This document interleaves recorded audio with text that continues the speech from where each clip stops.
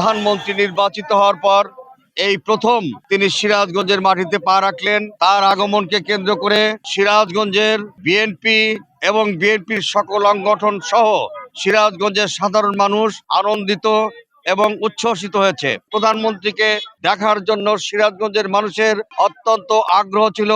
সেই আশা আকাঙ্ক্ষা আজকে পূরণ হয়েছে। আমরা সিরাজগঞ্জবাসী তাকে এক নজর দেখার জন্য সকাল থেকে এই সিরাজগঞ্জের গোল চত্বরে যমুনা সেতুর পূর্ব প্রান্তে আমরা নেতা কর্মী সহ সাধারণ মানুষ অবস্থান করছি তাকে স্বাগত জানানোর জন্য, তাকে অভ্যর্থনা জানানোর জন্য, তাকে সম্বর্ধনা জানানোর জন্য। আমরা বাংলার জনগণ, সিরাজগঞ্জের জনগণ, আমরা তার সাথে আছি, পাশে আছি। তারেক রহমান, তুমি এগিয়ে চলো। তারেক রহমান দেশের জন্য যে কর্মসূচি গ্রহণ করেছে সেগুলো সফল হলে বাংলাদেশের মানুষ সুখে শান্তিতে বসবাস করতে পারবে। বাংলাদেশের আইন শৃঙ্খলার অভূতপূর্ব উন্নতি হবে। বাংলাদেশের মানুষ তার ভোটাধিকার প্রয়োগ করতে পারবে।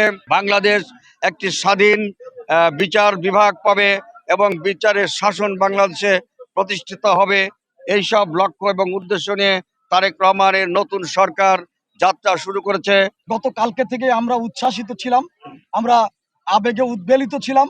আজকে ভোরবেলা থেকেই আমাদের নেতাকর্মীরা সিরাজগঞ্জের পক্ষ থেকে স্বাগত জানানোর জন্য আলহামদুলিল্লাহ সকল নেতাকর্মী ওনাকে হাত নাড়িয়ে স্বাগত জানিয়েছেন। যেহেতু আমাদের এটা নির্ধারিত কোনো প্রোগ্রাম না, সেই কারণে উনি সিরাজগঞ্জে দাঁড়ায়নি। তবে আমাদের এই সিরাজগঞ্জে এই গোল চত্বর থেকে শুরু করে একদম চান্দাইগোনা পর্যন্ত আমাদের সিরাজগঞ্জ জেলা বিএনপির সকল নেতাকর্মীরা রাজপথে থাকবেন ওনাকে স্বাগত জানানোর জন্য। আমরা এই মুহূর্তে অনেকেই বলেছেন আমাদের দাবি কি। আমাদের দাবি কিছুই না।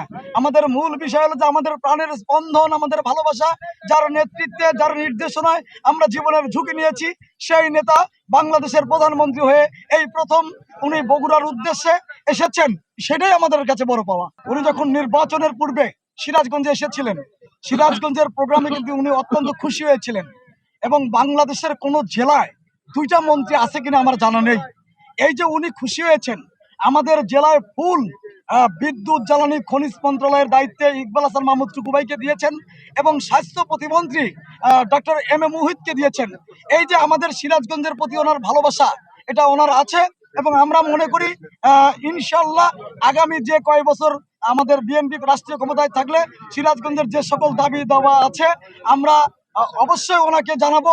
এবং আমি মনে করি উনি সিরাজগঞ্জে প্রধানমন্ত্রী হয়েছেন, সিরাজগঞ্জে প্রধানমন্ত্রী থাকাকালীন অবস্থায় আবার আসবেন ইনশাল্লাহ। নেতা কর্মীরা সকালবেলা থেকে ভোর থেকে অনেকে না খেয়ে কিন্তু এসেছে এবং কি উচ্ছ্বাস, কি উদ্দীপনা, এবং তারা দৌড়াচ্ছে, গাড়ি চলছে, গাড়ির পিছনে পিছনে ছুটে দৌড়াচ্ছে এবং এক নজর নেতাকে দেখার জন্য বারবার গাড়ির সামনে দাঁড়িয়েছে।